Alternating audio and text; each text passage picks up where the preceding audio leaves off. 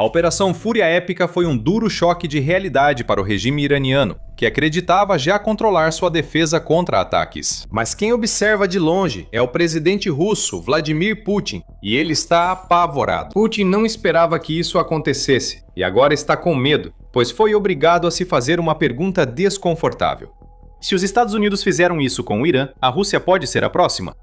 Em vídeo de 5 de março, o Kiev Post afirmou que essa é a questão que ecoa no Kremlin, enquanto a Rússia tenta aceitar que os Estados Unidos fizeram no Irã algo que Putin nunca achou possível. O ex-líder supremo Ali Khamenei morreu, assim como dezenas de subordinados. Isso deveria ser impossível. Os bunkers subterrâneos de Khamenei não o protegeram. Ele morreu um dia após a Operação Fúria Épica começar. Putin percebeu isso, pois mostra ao líder russo que ele não é invulnerável, como discutiremos em breve. Além disso, Putin está abalado com a perda de Khamenei por outro motivo. Mais um dos seus aliados caiu. E o número cada vez menor do que lhe resta não é suficiente para manter a posição da Rússia como um ator geopolítico global. A Rússia está tendo que assistir enquanto os Estados Unidos desmontam um regime que se mostrou vital para a Rússia, não apenas na guerra da Ucrânia, mas também em termos da projeção de poder de Putin e de sua influência no Oriente Médio. E agora, estamos assistindo enquanto a retórica que está surgindo da Rússia fica cada vez mais desesperada. O exemplo perfeito é Olga Skabaeva, que, segundo o Kiev Post, aparece sempre na TV russa, tornando-se praticamente uma porta-voz do Kremlin. Segundo Skabaeva, as ações dos Estados Unidos no Irã violam toda a moralidade humana. É irônico vindo da Rússia, que invadiu ilegalmente o vizinho apenas porque Putin queria mais território, e agora tenta acusar os Estados Unidos.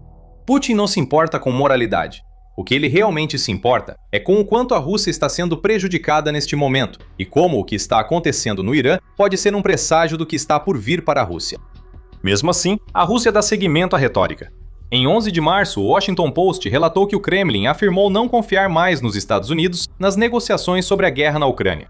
O analista de política externa russo, Fyodor Lukyanov, resume o sentimento coletivo russo ao fazer a seguinte pergunta: como as negociações podem ser conduzidas em uma situação dessas, se você sabe que a qualquer momento o outro lado pode partir para um ataque pessoal direto contra você? De fato, como?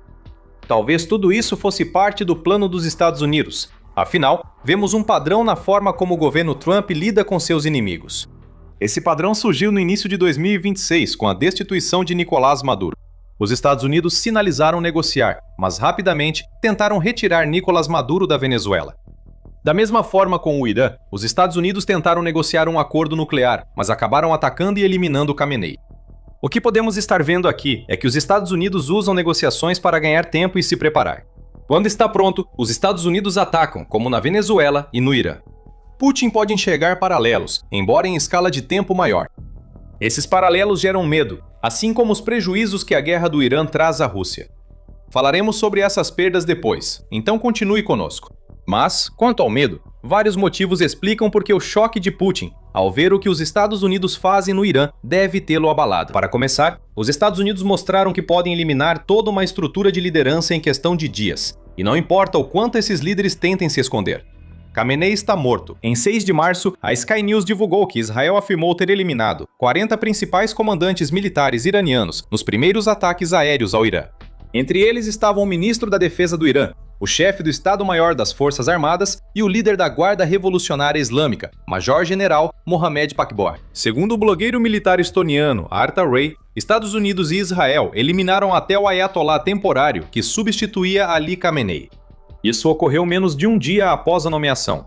Ray diz que essa é a posição mais perigosa do mundo e acrescenta: vão caçá-los como coelhos, seja quem for que o Irã coloque no antigo cargo de Khamenei. No momento, parece que os Estados Unidos estão contendo o fogo em relação a Mujtaba Khomeini, talvez para ver qual posição ele vai assumir. Mas já ficou mais do que claro que os Estados Unidos e Israel sabem onde estão os líderes do Irã e têm capacidade para atingi-los. É isso que faz Putin sentir tanto medo. Ele não liga para os chefes militares e políticos que Estados Unidos e Israel eliminaram. O que importa é que Ali Khamenei e seu substituto foram eliminados quando bem entenderam pelos Estados Unidos. Isso mostra a Putin que os Estados Unidos têm inteligência e meios para atingir líderes que tentam se esconder. Não é ideal para um presidente russo com esconderijos subterrâneos secretos sob seu palácio em Gelendzhik. Os diagramas dos bunkers desse palácio foram publicados segundo o Telegraph em maio de 2023. Isso indica que Putin perdeu um esconderijo.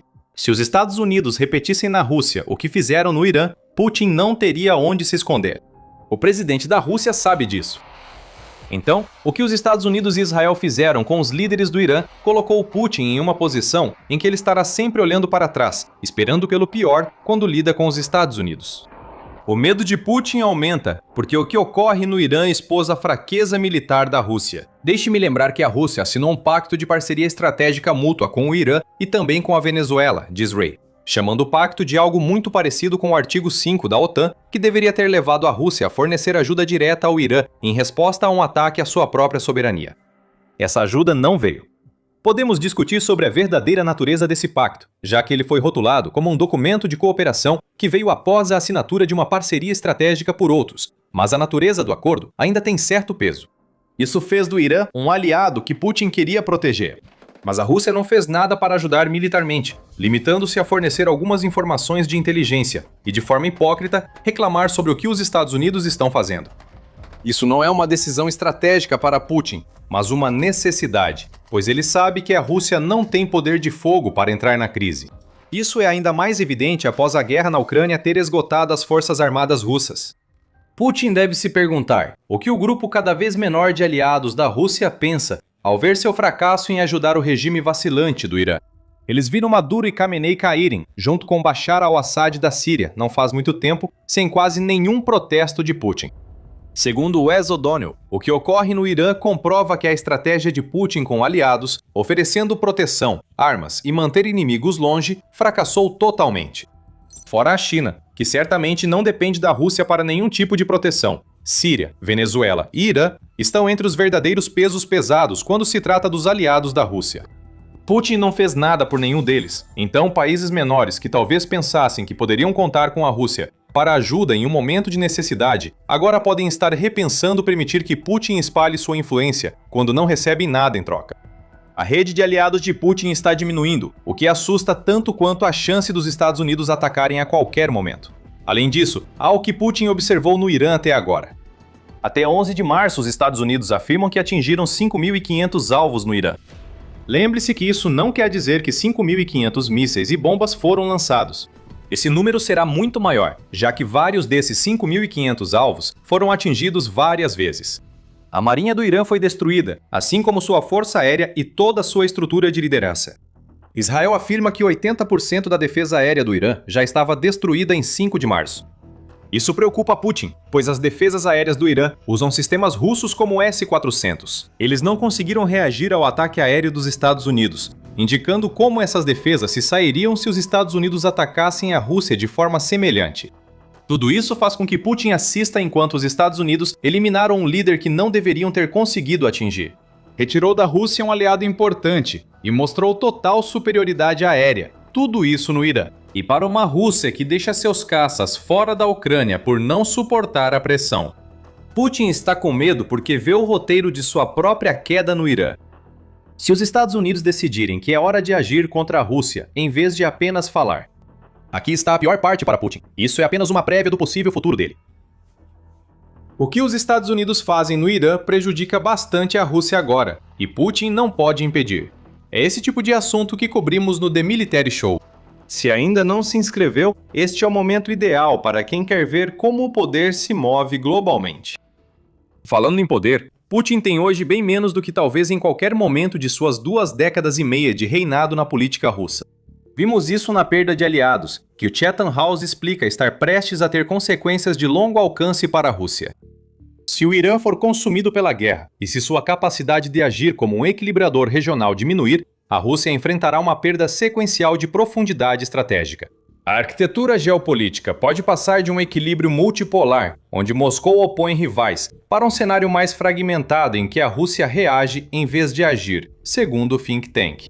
Em outras palavras, Putin verá toda a influência que ele já exerceu no Oriente Médio e na região do Golfo desaparecer completamente. Isso já está acontecendo, já que a única esperança que Putin tem no Irã é se os Estados Unidos escolherem não ir tão longe, a ponto de eliminar todas as aparências do regime do país. Isso é ser reativo em vez de proativo, exatamente aí. Tudo o que Putin pode fazer agora é contar com outro país para fazer o que ele espera que seja feito. A Rússia não influencia aqui. mesmo com investimentos e supostas parcerias com o Irã. Paul Warburg aponta que a guerra do Irã afeta inesperadamente a única estratégia de Putin que funciona na Ucrânia, que usa enxames de drones Shahed contra cidades e infraestrutura ucranianas. A Rússia recebe drones Shahed do Irã desde o início da guerra na Ucrânia e já montou instalações para produzi-los localmente, em sua maioria sem participação iraniana. Usamos em sua maioria porque é um detalhe desse acordo que poucos conhecem, mas que Warburg revela. Há razões para crer que partes essenciais desses drones ainda vêm do Irã, diz Warburg. Ele acrescenta que, se o Irã sair do jogo, os drones Shahed da Rússia também sairão. Porque se eles conseguem produzir 90% disso sozinhos, mas ainda faltam aqueles 10% de componente-chave, os drones que eles conseguem fabricar acabam sendo praticamente inúteis. A Rússia não pode permitir que seus Shaheds se tornem inúteis, pois toda a estratégia de Putin depende deles agora. Podemos ver isso nos números. Segundo o presidente da Ucrânia, Volodymyr Zelensky, a Rússia já lançou 57 mil drones Shahed ou do tipo Shahed contra a Ucrânia, desde que Putin iniciou sua invasão. A escala desses ataques com Shaheds cresce desde meados de 2025. Só em janeiro, a Rússia teria lançado 4.400 drones do tipo Shahed contra a Ucrânia, o que dá uma média de cerca de 140 por dia. Às vezes, a Rússia libera enxames com até 700 drones. O objetivo de Putin é causar danos e confundir as defesas aéreas da Ucrânia, facilitando a passagem dos mísseis russos, que são muito mais destrutivos. Adicione um pouco de desperdício de recursos à equação, já que a Ucrânia precisa gastar mísseis e interceptar os drones para parar os Shaheds, e o drone iraniano se tornou um meio que Putin usa para esgotar a Ucrânia. Tudo isso pode ter acabado agora que o regime iraniano colapsou, e se os Estados Unidos conseguirem o que querem e o presidente Donald Trump conseguir instalar um líder de sua confiança, os Shaheds talvez nunca mais voltem. A Rússia sente isso agora, pois o Irã precisa focar na produção de drones Shahed para enfrentar a Operação Fúria Épica.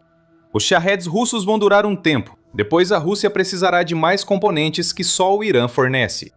Segundo Warburg, isso pode fazer com que a Rússia reduza o uso de grandes enxames de drones, aliviando a pressão sobre as defesas aéreas da Ucrânia e dificultando avanços russos em terra.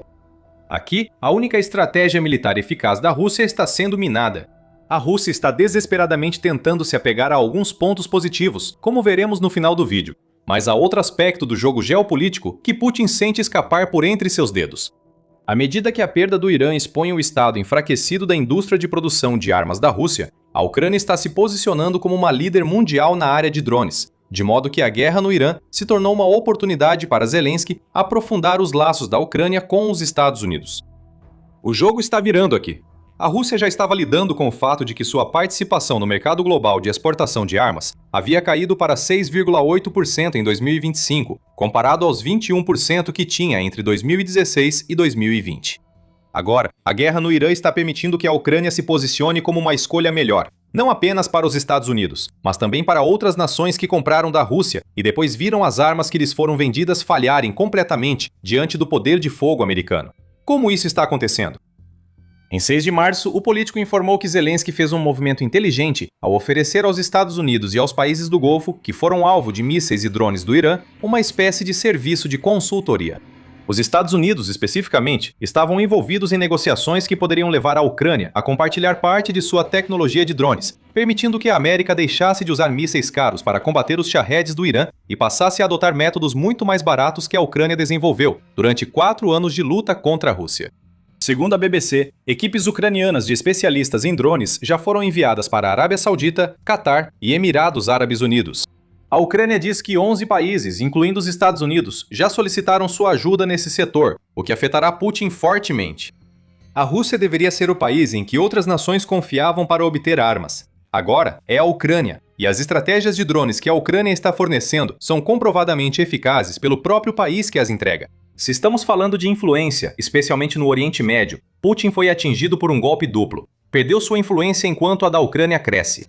E se os Estados Unidos e a Ucrânia agora estão construindo laços mais fortes, talvez comecemos a ver um pouco mais de troca de favores em jogo.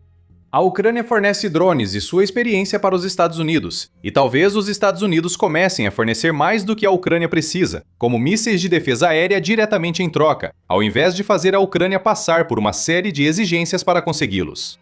Ou os Estados Unidos dão permissão à Ucrânia para usar mísseis ATACMS contra a Rússia do que permitem hoje.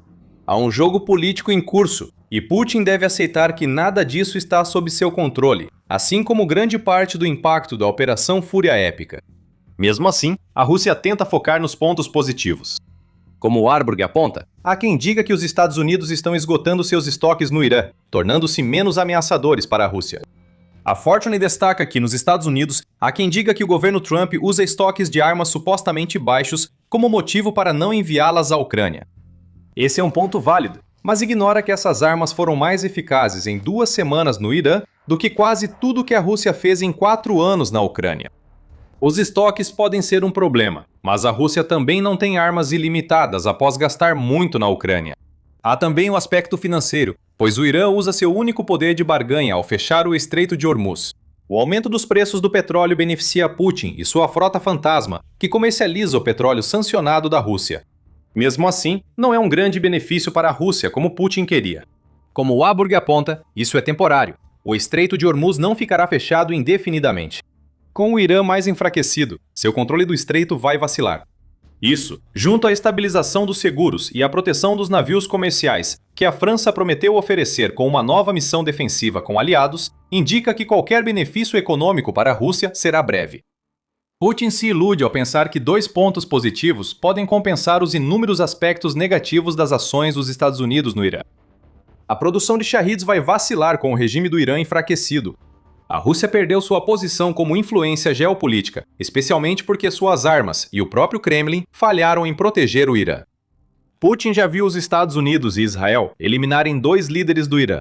O poder aéreo esmagador dos Estados Unidos, sua vasta rede de inteligência e seus mísseis avançados capazes de destruir bunkers poderiam fazer o mesmo com ele.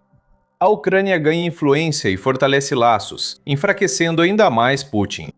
Um míssil destruidor de bunkers pode não atingir um dos palácios de Putin, mas mesmo assim ele sabe que é o próximo. Pode morrer ou não. Ele enfrenta um futuro em que sua voz geopolítica está mais perto do que nunca de ser silenciada. Previmos muito disso em janeiro, quando protestos irromperam no Irã e os Estados Unidos começaram a ameaçar o regime governante do país. Na época, dissemos que isso seria ruim para Putin, e você pode entender nosso ponto assistindo ao vídeo. Se gostou do vídeo, inscreva-se no The Military Show para mais análises sobre o impacto da guerra no Irã, além do regime de Teherã. Obrigado por assistir.